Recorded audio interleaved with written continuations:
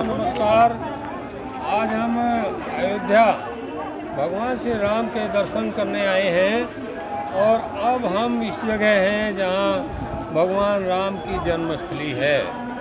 ये स्थान जो है दशरथ महल है और इसी महल में भगवान राम का जन्म हुआ और यहीं पर वो पले बढ़े और फिर यहीं पर उनका विवाह हुआ और इसी महल में माता सीता यहाँ पर आईं। तो मैं आज इस महल की सब छटा दिखाना चाहता हूँ और यहाँ के इतिहास के बारे में बताना चाहता हूँ। अब मैं आपको यहाँ का इतिहास भी बताता हूँ।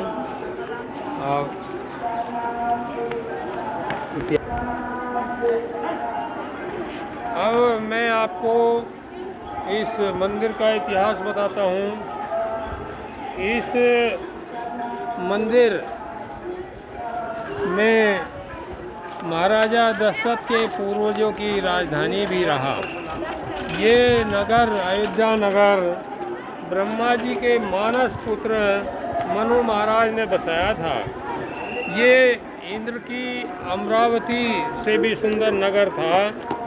मुझे इसे जो है साकेत भी कहते थे, कौशलपुर भी कहते थे, श्रावस्ती भी कहते थे और फिर इसका नाम अयोध्या पड़ा क्योंकि इसको कोई योद्धा जीत नहीं पाया, इसलिए इसका नाम अयोध्या पड़ा।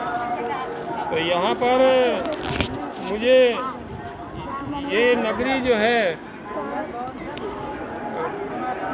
जो इनके वंशज थे, जो भगवान राम के वंशज थे मनु महाराज, इन्होंने इस नगरी को सरयू के तट पर बसाया था और इसकी लंबाई सरयू के तट पर 12 योजन थी और चौड़ाई 3 योजन में ये बसा था। यहाँ पर बहुत प्रसिद्ध राजा हुए।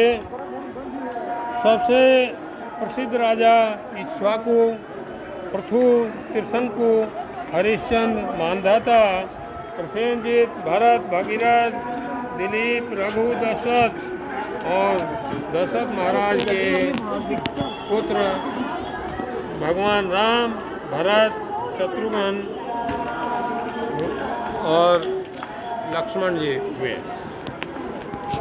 और इन्होंने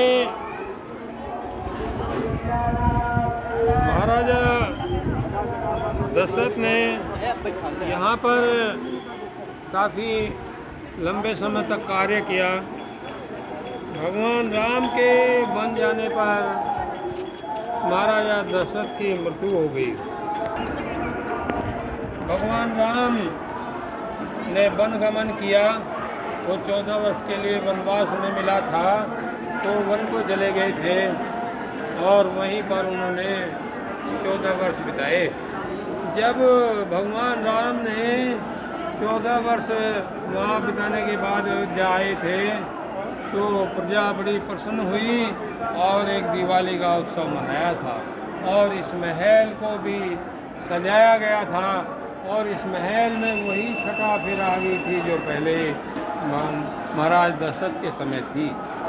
तो इसके बाद भगवान राम ने 11,000 वर्ष तक इस अयोध्या नगरी पर शासन किया और अयोध्या नगरी को दुनिया का सर्वश्रेष्ठ बनाया और उनके राज में किसी को कोई कष्ट नहीं था।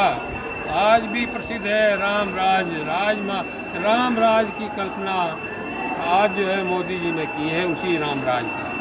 तो यहाँ पर जब भगवान राम यहाँ से अपना समय पूरा करके चले गए तो इसके बाद उनके पुत्र कुश राजा बने और इसी महल में कुश ने भी राज्य किया और इसी महल में क्षत्रिय राजपूत समाज ने जो सूर्यवंशी क्षत्रिय थे उनकी उसकी भी 44 पीढ़ियों ने यहाँ पर राज किया था इसी महल में।